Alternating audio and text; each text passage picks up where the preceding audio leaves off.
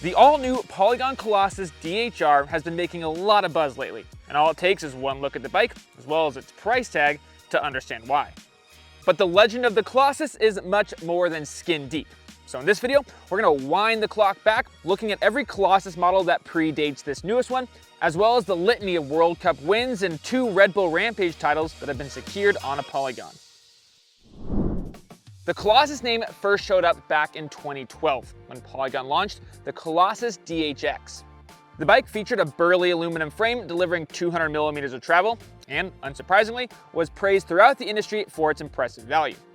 But it wasn't just a lukewarm, budget-friendly build for weekend warriors. It had serious performance and the results to back it up.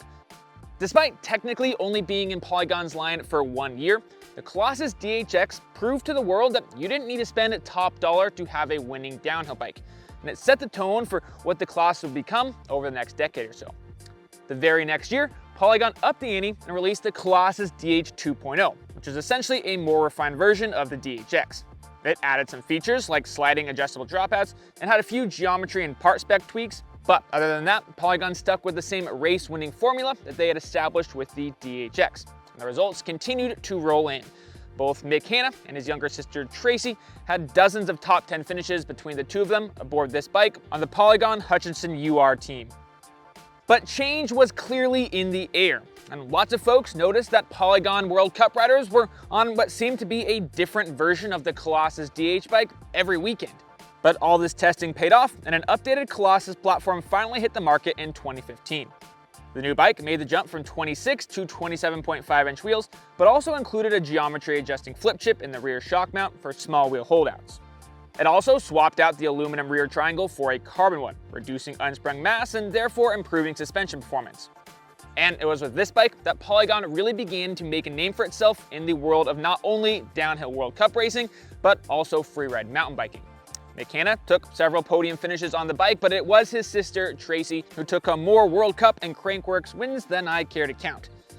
And while the racing pedigree of this Gen 3 Colossus is certainly impressive, what may be even more so is it's not 1, but 2 Red Bull Rampage victories under Kurt Sorge in 2015 and 2017. But apparently, no one at Polygon had ever heard the expression, if it's not broke, don't fix it. Because in 2018, they made a pretty dang bold move and released the Polygon Square One DH. Now, technically, this isn't a part of the Colossus lineage, but seeing as it's a Polygon downhill bike, and a very unique one at that, I had to include it. The Square One DH looked, and in a lot of ways rode, like nothing else on the market. A big reason for this was its nailed React suspension platform. The idea was to blend pedaling efficiency with big hit capability, and it definitely proved to be successful on the track.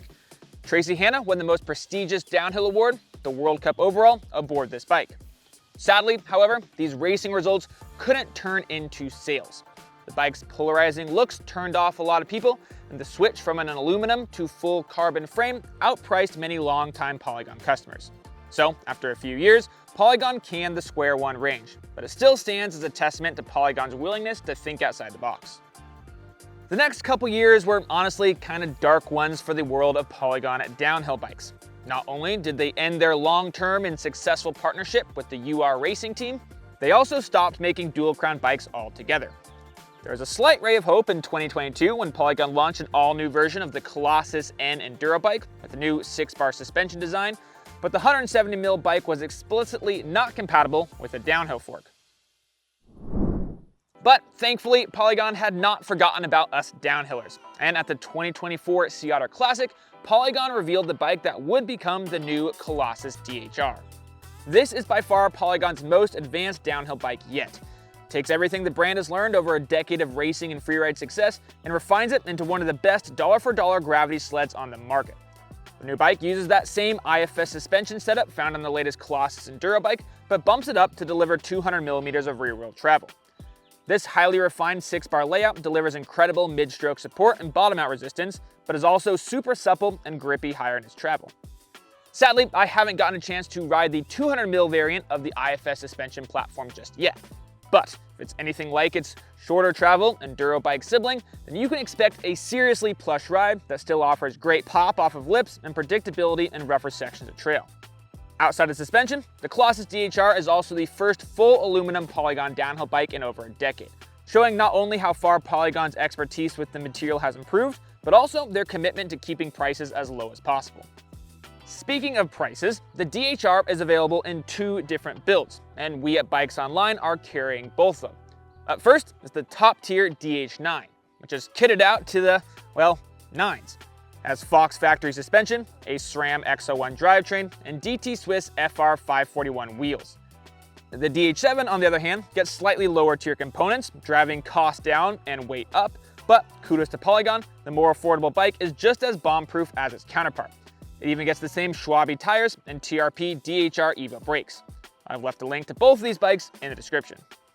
So hopefully you now feel completely up to speed on the new Colossus DHR.